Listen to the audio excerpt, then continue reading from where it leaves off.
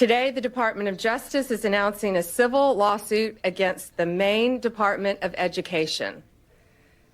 The state of Maine is discriminating against women by failing to protect women in women's sports. Pretty basic stuff.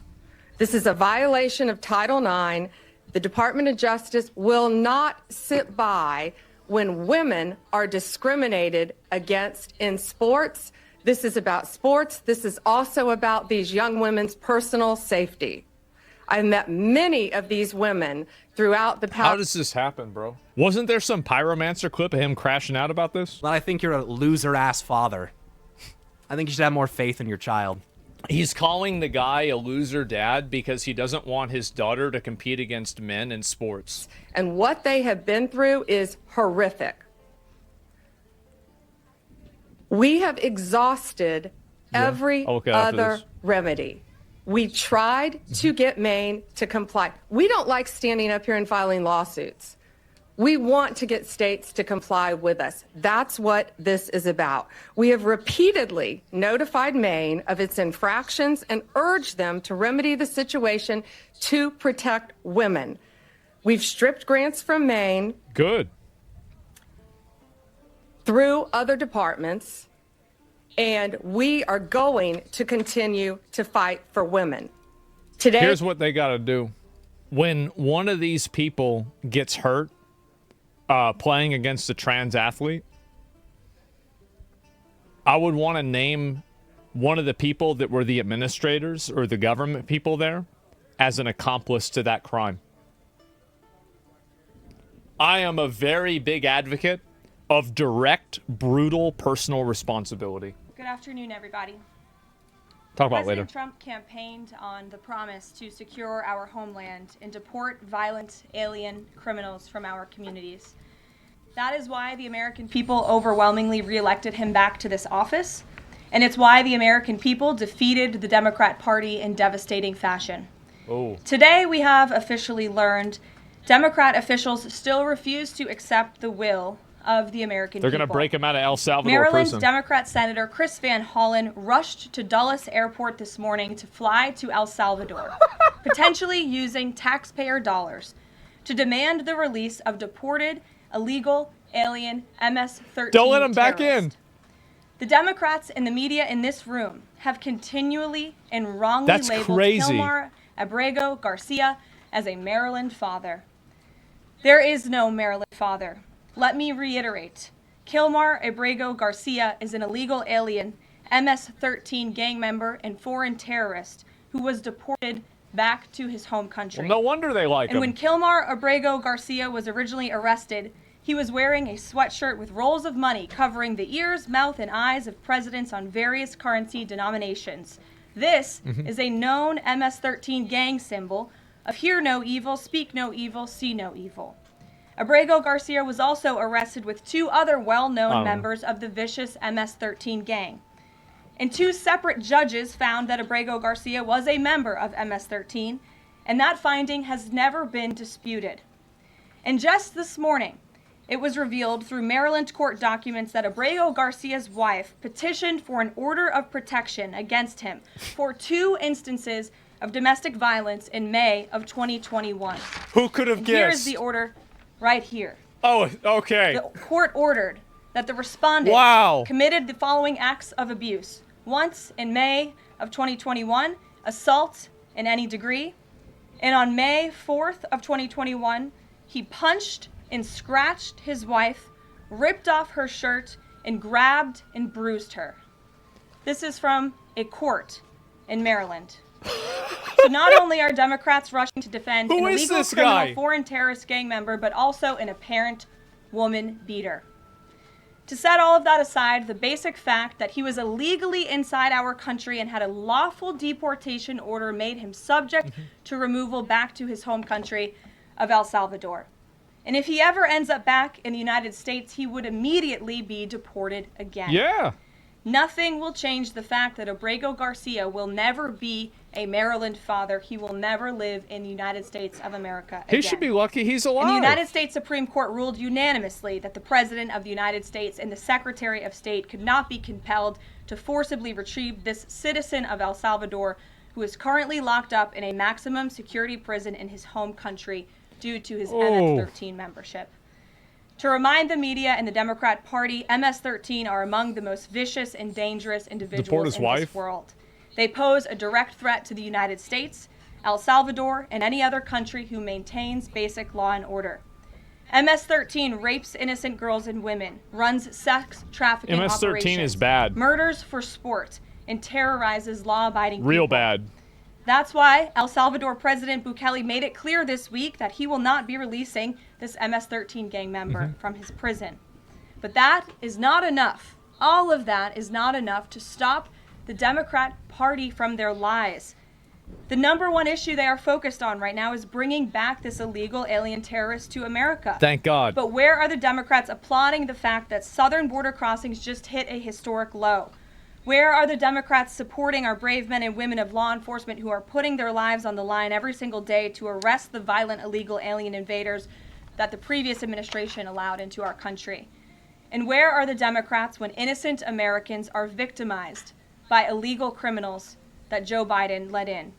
It's appalling and sad that Senator Van Hollen and the Democrats applauding his trip to El Salvador today are incapable of having any shred of common sense or empathy for their own constituents and our citizens.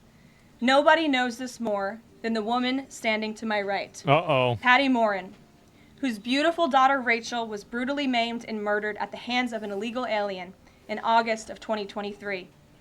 Patty no longer has her daughter because of the failed Democrat Party's open border, and these are policies that President Trump is bringing an end to. Patty should not have to be here today, but she is, and we are grateful and we are honored for her willingness and her request to share her powerful story with the world. Let's hear it. Thank you, Patty, for being here. Thank you. Surely a paid actor. A lot of you don't know the whole story about Rachel and about the crime that was committed against her. Even us, her family, we didn't know all the details. They kept most of it close to their chest, the detectives, because they didn't want to do anything to hurt the case. They wanted to keep the integrity of the case, so they kept everything close. Yeah, of course. I sat for the last 2 weeks in her trial, and we saw layer upon layer upon layer of evidence against the accused, an illegal immigrant from El Salvador. And the things that we thought, well, maybe this might have happened, we didn't know. But when we were at the trial, we got all the puzzle pieces. And I want to share some of those things with you. You know that Rachel's a 37-year-old mother. She has 5 children. We've walked the trail for the last 25 years that we've lived in Maryland. It's a safe place for our family. It's where we go to get a little bit of New England, because that's where we're from, New England. When she went on that trail that day, she was not planning on dying. She wasn't planning on walking to her death. She was planning on going to the grocery store with her girls afterwards. Victor Martinez, he waited for her. He waited for her to come closer. He saw her. He saw that there was nobody around. He attacked her. Why? He dragged her 150 feet, blood gushing from her head. It left a 150-foot trail of her blood to the culverts, where he picked her up, he threw her against the wall of the tunnel, and he raped her. But before he did that, he stopped on that trail, and rocks, still stained with her blood, he used them to hammer her head against those rocks. They say at least 20 times they could count the cuts in her head. They said that when they did the autopsy, and I've seen the pictures, there's a 6-inch square in the back of her head where the skull is shattered the way that you would crush an eggshell. Yeah, sure. In pieces. 3/4 of her brain hemorrhaged. Yep. Her right and left side of her face bashed in. Her beautiful face bashed in. Her head bashed in. Broken bones, fractures. He takes and he drags her some more. He drags her through the thorn bushes. She has all the scrapes and cuts on her body. There wasn't 1 inch of her body that didn't have some kind of injury, whether it's bruising, broken bones, contusions, the scratches. This shit's brutal. She What had the a fuck? fractured rib, fractured nose, fractured skull. God damn. And then he takes her into the tunnel and he picks her up. He throws her against the wall. Blood is gushing from her head. Her hair is soaked in blood. And they showed us pictures of her body against the wall, outlined. The blood outlined her body. And you could see where the blood ran down around her as he was raping her. Yep. And then he threw her down and raped her some more. And then he strangled her because he didn't want her to be able to live to tell the story. I'm surprised she's still They been alive said by that when then. they did the autopsy on her neck, that one of the things they do is they open up the neck and they look to see how far the injury is. And they went all the way down as far as an injury is possible, hemorrhaging in the muscles Oh. because of how strong and violent the group was around her. These are the kind of people that have no compulsion. Like, to them, this is nothing. And when he was sitting in the courtroom, he actually looked like he thought he was going to be set free. There was no remorse on his face at all. This person took my daughter so violently and so gruesomely and so graphically that they sealed the pictures, because I don't want my granddaughters to see these pictures. This is what Democrats are fighting for? Criminals Yeah. President Trump wants to remove from our country. These are the kind of criminals that we need to remove from our country. We are American citizens. Why should we allow people like this, violent criminals that have no conscience at all, to murder our mothers, our sisters, our daughters? What? I don't understand why there's even any kind of problem with this. And it's not that it's political, like the left or the right, although I understand different parties have used it in the past. But we have to look at it as we are American citizens. We need to protect our families, our borders, our children. I don't care about politics. Well, I do, but I want to preserve life. And that's the only reason why I have taken and spoken about Rachel all this time. If you're a mother here in the room, Yeah, that's gross, can you bro. imagine Jesus. standing there alive, you're alive, and someone comes and puts their hands into your chest and rips out your heart? That's what it feels like. It feels like a part of you is being ripped out of you. You can't even describe the pain. Just like you can't describe to your husband what it feels like to carry a baby in your womb, or to feel those first kicks, or to know just intuitively if it's a boy or a girl. It's only a thing that a mother knows. Why are we not protecting the American citizens? It's just common sense. Why are we not protecting our children? And to have For a virtue points, senator that's why. from Maryland It's obvious.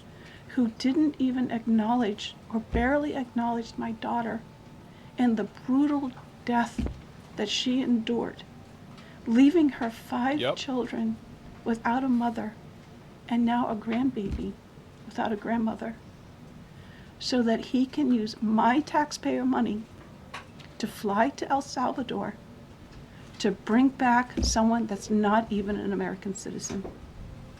Why It's does ridiculous. that person Oh, she's right. have more right than I do, It's a joke. or my daughter, or my grandchildren? I don't understand this. Thank you.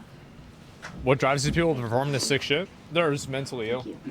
They're mentally ill, crazy animals. I just want to say That's it.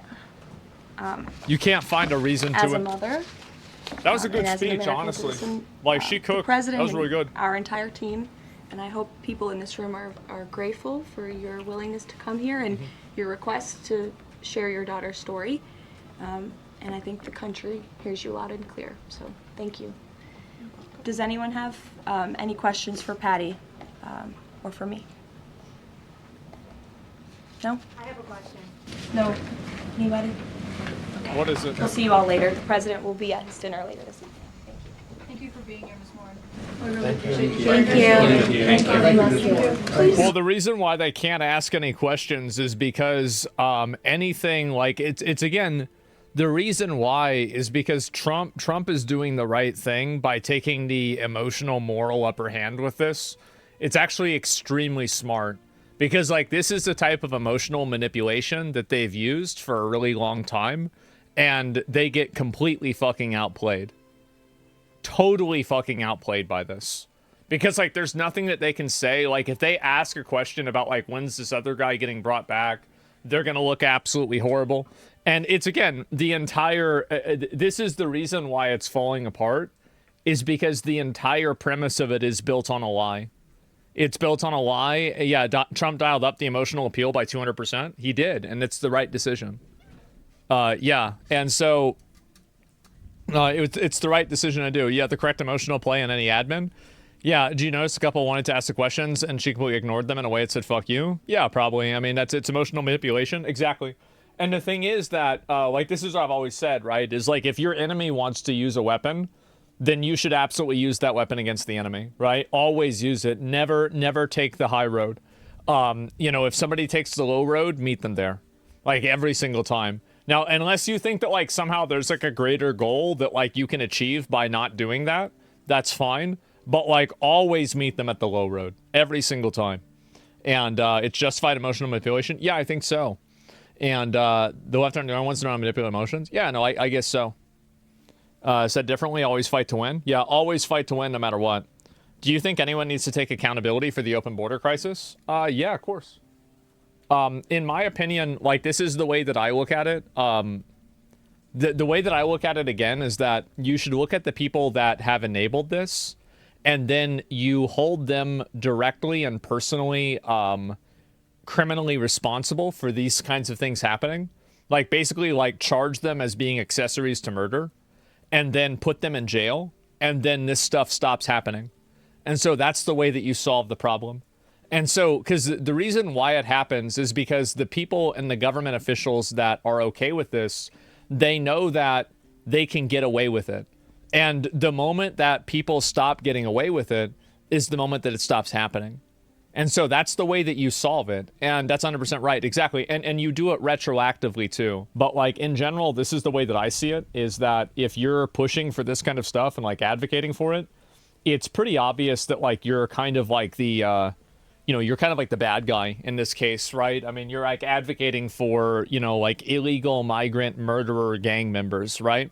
And so I think that's what happens the most of it. It's a mental trap. That's it. Nobody advocates for rape. You do, though. You do whenever you advocate for creating systems that allow it to happen more easily. You are advocating for it because you're letting it happen.